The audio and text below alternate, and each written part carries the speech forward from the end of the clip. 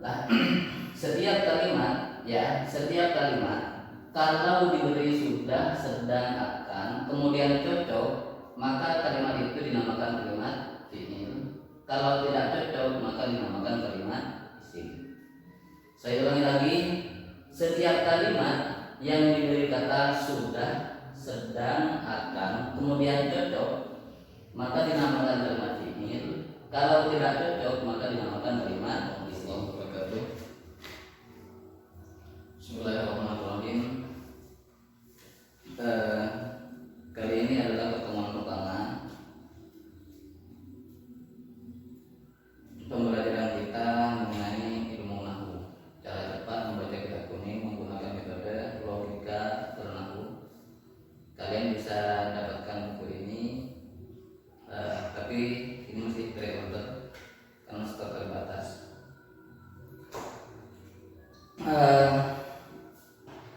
Materi terpenting di dalam ilmu nahwu, saya ingatkan, materi terpenting dalam ilmu nahwu yang harus dikuasai dan sebagai fondasi daripada ilmu nahwu.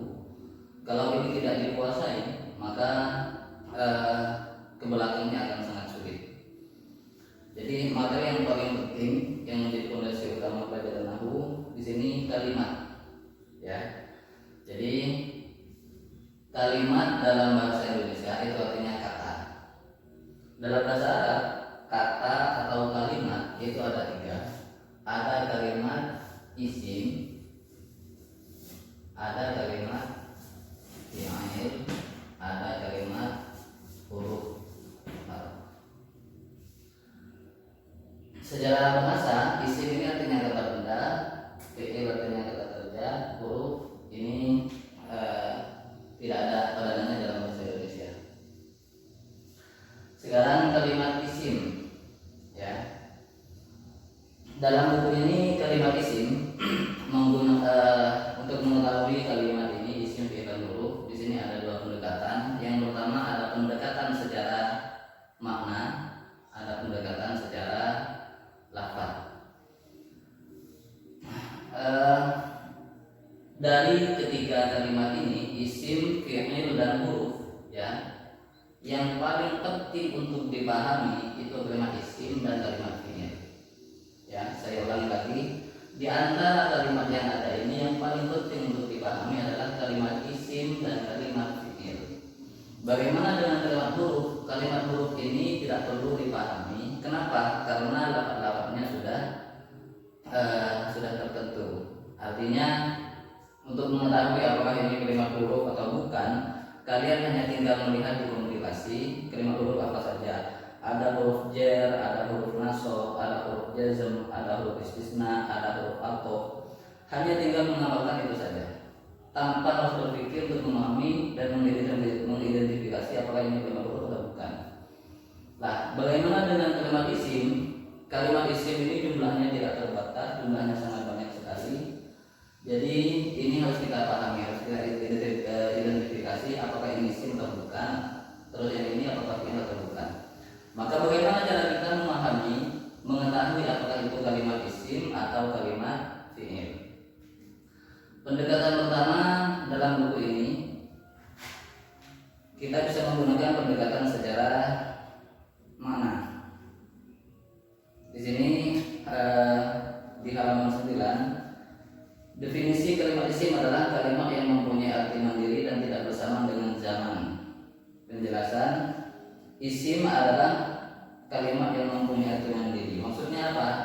Untuk membedakan antara kalimat isim dengan kalimat huruf. Ya, isim di sini isim dan fi'il harus mempunyai arti mandiri. Kenapa mempunyai arti mandiri? Karena biar tidak untuk membedakan antara isim dan fi'il dan kalimat huruf. Kenapa? Karena kalimat huruf ini maknanya tidak mandiri. Contoh, sebenarnya ini materi untuk kelas lanjut, ya. Kalimat isim dan kalimat fi'il ini maknanya mandiri. Kalau kitabun artinya kitab. Bertemu dengan kalimat apapun, kitabun artinya kitab. Ya, bertemu dengan kalimat apapun, kitabun ini artinya tetap kitab. Beda dengan kalimat huruf.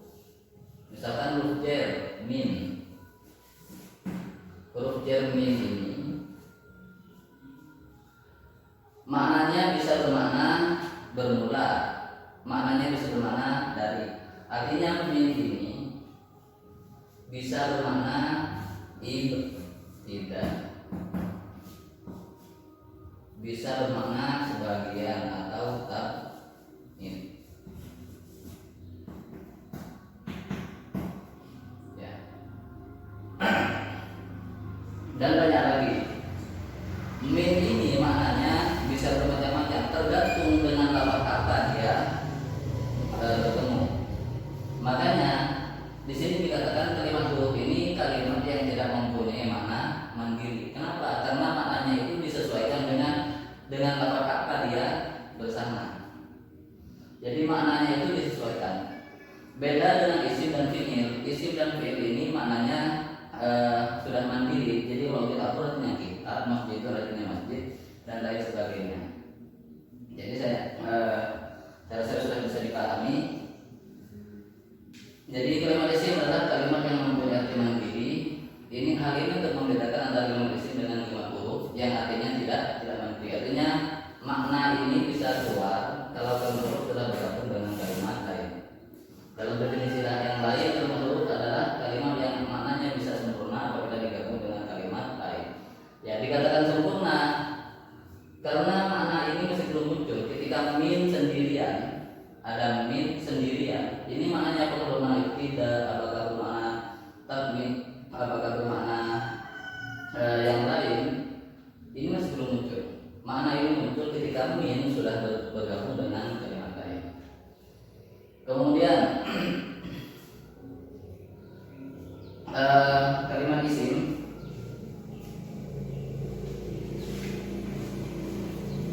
tidak bersama dengan zaman. Ini pendekatan secara makna. Kalimat isim ini adalah kalimat yang tidak mempunyai zaman. Bedanya dengan kalimat fi'il. Kalau kalimat fi'il kalimat yang mempunyai zaman. Jadi kalau ada kalimat yang tidak mempunyai zaman, maka bisa dipastikan kalimat itu kalimat isim. Kalau ada kalimat yang mempunyai zaman, berarti kalimat itu kalimat fi'il. Apa zaman itu? Zaman itu ada 3. Ada zaman madhi, ada zaman hal, ada zaman istiqbal.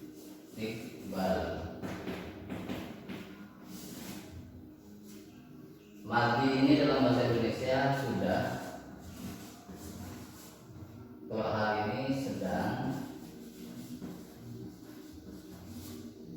istiqbal ini akan. Madhi ini artinya sudah, hal artinya sedang, istiqbal artinya akan.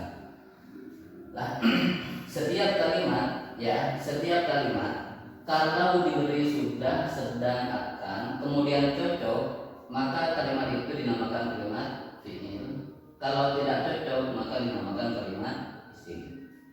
Saya ulangi lagi, setiap kalimat yang diberi kata sudah, sedang, akan, kemudian cocok, maka dinamakan kalimat fi'il. Kalau tidak cocok, maka dinamakan kalimat isim. Contoh, kitabun artinya kitab atau buku. Diberi kata sudah, sedang, akan, tidak akan cocok.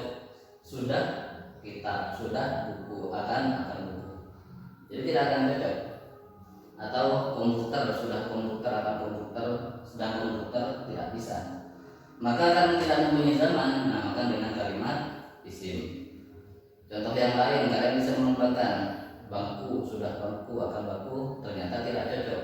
Sapu atau jalan atau apapun yang ada di sekeliling kita, kalau dikasih kata sudah, sedang, akan, kemudian tidak cocok, maka kalimat itu dinamakan dengan kalimat isim. Kalau kalimat fi'il diberi sudah, sedang, akan, cocok. Contoh berjalan. Berjalan ini bahasanya saro. Diberi kata sudah, berarti cocok. Sudah berjalan, sedang berjalan, akan berjalan. Menulis, bahasanya kataba. Sedang menulis, sudah menulis, akan menulis. Kalian bisa mengumpulkan banyak contoh dalam kehidupan sehari-hari. Jadi intinya kalimat isim adalah kalimat yang mempunyai makna mandiri dan tidak bersamaan dengan zaman yang tiga. Kalau kalimat fi'il, kalimat yang mempunyai makna mandiri dan bersamaan dengan zaman yang tiga. Contoh lain, misalkan menghapus, kira-kira ini kalimat apa? Bisa kalian tulis di kolom komentar. Terus sarung, kira-kira kalimat apa? Baju, kira-kira kalimat apa? Itu semua hanya tinggal diterjemah ke dalam bahasa Arab. Sarung, misalkan bahasa Arabnya izarun. Baju bahasa Arabnya saubun. Terus tembok bahasa Arabnya jidarun.